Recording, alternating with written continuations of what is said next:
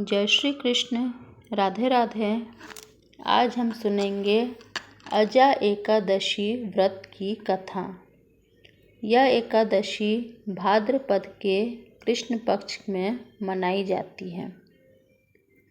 कुंती पुत्र अर्जुन बोले, हे जनार्दन, अब आप कृपा करके मुझे भाद्रपद मास के कृष्ण पक्ष की एकादशी के विषय में बतलाइए। उस एकादशी का क्या नाम है तथा इसका व्रत करने से क्या फल मिलता है। तब श्री कृष्ण भगवान बोले, हे पार्थ, भाद्रपद मास के कृष्ण पक्ष की एकादशी को अजा कहते हैं। इसके व्रत करने से समस्त पाप नष्ट हो जाते हैं। जो मनुष्य इस दिन भक्तिपूर्वक भगवान की पूजा करते हैं तथा व्रत करते हैं, उनके समस्त पाप नष्ट हो जाते हैं। इस लोक और परलोक में सहायता करने वाली इस एकादशी व्रत के समान विश्व में दूसरा कोई व्रत नहीं है। अब ध्यानपूर्वक इस एकादशी व्रत की कथा सुनो। प्राचीन काल में अयोध्या नगरी में एक चक्रवर्ती राजा राज्य करता था। उसका नाम हरिश्चंद्र था। वह अत्यंत वीर, प्रतापी तथा सत्यवादी था। देवयोग से उसने अपना राज्य स्वप्न में एक ऋषि को दान कर दिया और परिस्थितिवश उसे अपनी पत्नी और पुत्र को भी बेचना पड़ा। स्वयं वह एक चांडाल का सेवक बन गया।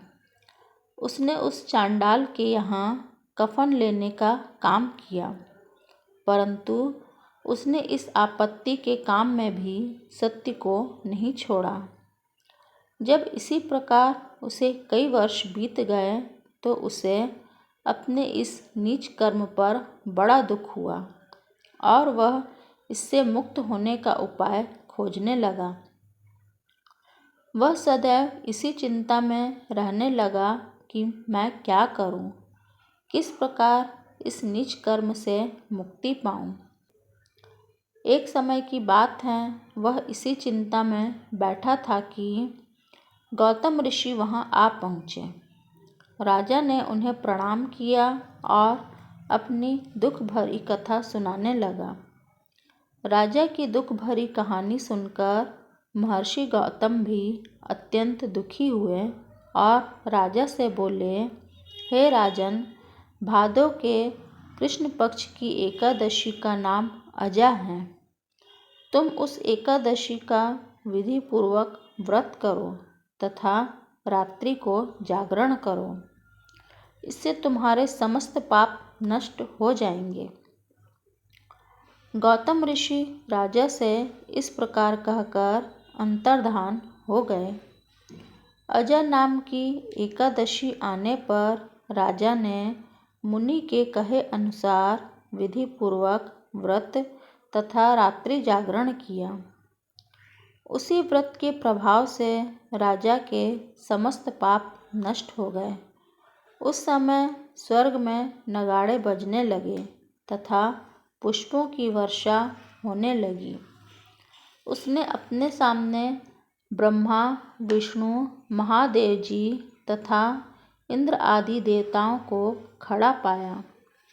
उसने अपने मृतक पुत्र को जीवित तथा स्त्री को वस्त्र तथा आभूषणों से युक्त देखा।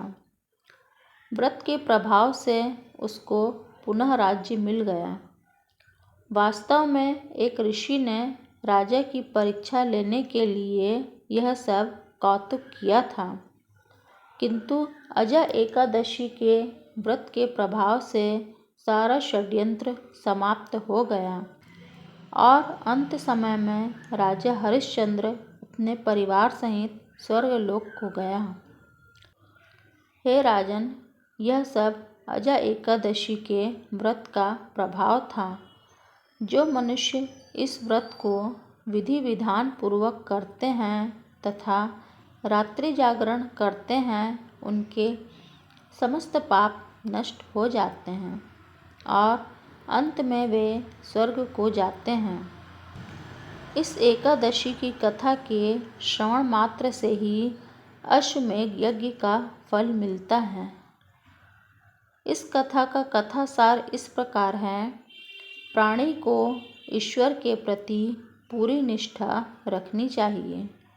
कठिन परिस्थितियों में भी जो मनुष्य सत्य का मार्ग नहीं छोड़ते हैं वे स्वर्ग के अधिकारी होते हैं।